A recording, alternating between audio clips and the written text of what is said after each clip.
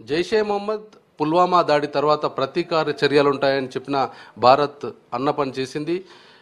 పాక్లో ఉన్నటువంటి ఆక్రమిత కాశ్మీర్తో పాటుగా బాల్కోట్లో కూడా యుద్ధ విమానాలు దాడికి పాల్పడ్డాయి. ఇదే విషయంపై మనతో మాట్లాడడానికి రిటైర్డ్ ఉద్యోగి అట్లాగే కార్గిల్ వార్లో పార్టిసిపేట్ చేసిన ఎయిర్ ఫోర్స్ సంబంధించిన విభాగంలో యుద్ధ విమానాల విభాగంలో పనిచేసినటువంటి గ్రూప్ కెప్టెన్ జీజారావు గారు ఉన్నారు. సార్ చెప్పండి, ఈరోజు జరిగినటువంటి ఘటన. జై హింద్ అండి. పాకిస్తాన్ అనుకున్నట్టుగానే మనం చాలా రోజుల నుంచి జరుగుతున్న ఉగ్రవాది దాడులకి ప్రతీకార్యచర్యగా ఎన్నోసార్లు ఎన్ని విధాలుగా చెప్పినా పాకిస్తాన్ సిన్సియర్గా టెర్రరిజం మన భూభాగంపై తగ్గించకపోయేసరికి మనం ఇక లాభం లేదని తీసుకున్న ఒక ప్రతీకార్య చర్య ఈరోజు చాలా సక్సెస్ఫుల్గా రెండో సర్జికల్ స్ట్రైక్ 2 years క్రితం జరిగింది. అది ఒక డిఫరెంట్ కాంటెక్స్ట్లో జరిగింది. ఈరోజు మార్నింగ్ పుల్వామాపై జరిగిన దాడికి ప్రతీకారంగా అని చెప్పుకోవచ్చు. కానీ ఈరోజు జరిగిన సర్జికల్ స్ట్రైక్ 12 మన మిరాజ్ 2000 యుద్ధ విమానాలు ఉదయం 3:30 గంటలకి వాళ్ళ స్థావరాలలోకి వెళ్ళి వాటిని ధ్వంసం చేసి తిరిగి సర్ప్రైజ్ ఎలిమెంట్గా వాళ్ళకి తెలియకుండా సేఫ్గా వచ్చేసాయి. దీన్ని మనం ఎటువంటి వార్గా కానీ అనాథరైజ్డ్ మిలిటరీ ఆపరేషన్గా కానీ పరిగణించొద్దు. ఎందుకంటే మనకు జరిగిన అన్యాయానికి కేవలం టెర్రరిస్ట్ని హతమార్చడానికి కొరకు చేసిన పని మాత్రమే. అంటే దీన్ని మనం ఒక డిఫెన్స్ యాంగిల్ అంటే ప్రతీకార చర్యగా చూస్తారా దీన్ని, లేదంటే సెల్ఫ్ డిఫెన్స్ యాంగిల్లో చూసినటువంటి ఇన్సిడెంట్గా చెప్పవచ్చు? ఇట్లాంటి దాడులు ఎలాంటి సందర్భాల్లో జరుగుతుంటాయి? ఇది సెల్ఫ్ డిఫెన్స్ అనుకోండి, లేదా ప్రతీకార్య చర్య అనుకోండి. కానీ సర్జికల్ స్ట్రైక్ అనేది చాలా రేర్, అరుదుగా చేయబడుతుంది. అన్ని దేశాలకి శక్తి సామర్థ్యాలు ఉండవు. ప్రపంచంలో 3-4 దేశాలకు తప్పితే ఇటువంటి సర్జికల్ స్ట్రైక్స్ చేసే కెపాబిలిటీ వేరే దేశాలకు లేవు.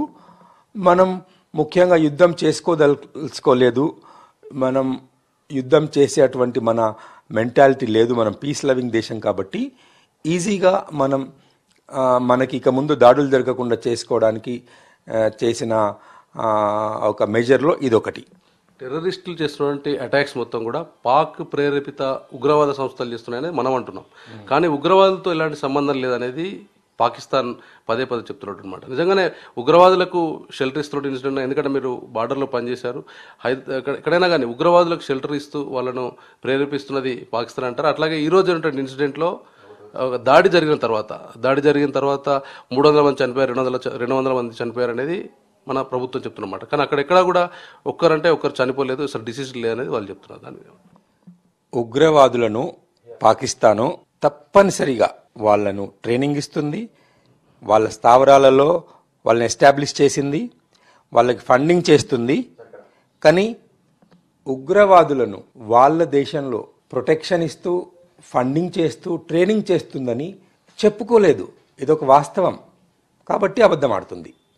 అణుసంపద విషయానికి వస్తే మన దేశం ఎట్లా ఉంది, అట్లాగే పాకిస్తాన్కి ఎట్లా ఉంది. దీంతో పాటుగా ఈరోజు జరిగినటువంటి మిరాజ్ యుద్ధ విమానంతో మనం దాడి చేసాం. అయితే వాళ్ళ దగ్గర F-16 కూడా ఉందంటూ వాళ్ళు ట్వీట్ చేస్తున్నారు. F-16 ఉన్నంత మాత్రాన మెన్ బిహైండ్ ద మెషిన్ అనేది చాలా ఇంపార్టెంట్. మన దగ్గర యుద్ధ విమానం మన దగ్గర ఉన్నవి తక్కువేం కాదు, వాటితో సమానం, వాటికంటే ఎక్కువ కూడా ఉన్నాయి. కాబట్టి F-16 ఉన్నంత మాత్రాన, వాళ్ళ దగ్గర ఆయుధాలు ఉన్నంత మాత్రాన వాళ్ళు గెలుస్తారు అని అనుకోవడం తప్పు. వాళ్ళ దగ్గర మోరల్ గ్రౌండ్ లేదు యాక్చువల్లీ మనతో యుద్ధం చేయడానికి. మనం యుద్ధం చేయడం లేదు, చెయ్యము. మనపై యుద్ధం చేయబడితే మనం ఊరుకోము. కానీ వాళ్ళకి యుద్ధం చేసే that is part of their survival. అందుకొరకే వాళ్ళు యుద్ధం చేసే అవకాశం ఉంది. కానీ ఇప్పుడు యుద్ధం చేస్తే నష్టం వాళ్ళకే ఎక్కువ జరుగుతుందని వాళ్ళు యుద్ధం చేయరు అని నేను నా పర్సనల్ ఊహిస్తున్నాను. వాళ్ళు ప్రతిసారి చేసిన దాంట్లో ఉగ్రవాద దాడులు అయితే మిలిటెంట్ దాడులు డైరెక్ట్గా సివిలియన్స్ టార్గెట్ చేసి జరుగుతున్న సందర్భాలు చాలా వరకు ఉంటున్నాయి. మనం చేస్తున్న దాంట్లో డైరెక్ట్గా ఆన్ ప్రాసెస్ ప్రకారం చేస్తున్నాం. అంటే దీన్ని ఎదుర్కోవడం కోసం ఇట్లాంటి యాక్షన్ ప్లాన్ ఉంటే బాగుంటుంది అనుకుంటున్నాను. మనది రోజు రోజుకి మన వార్ వేజింగ్ కెపాబిలిటీ పెరుగుతుంది. మనం మినిమం సివిలియన్ డ్యామేజ్ కొరకి మనం చేసే ప్రయత్నాలు మనం చేస్తున్నాము. సో అదే దిశగా యుద్ధం జరిగితే మన ప్రయత్నం వాళ్ళు సివిలియన్స్ని టార్గెట్ చేయకుండా చూసుకోవడమే మన ప్రయత్నం.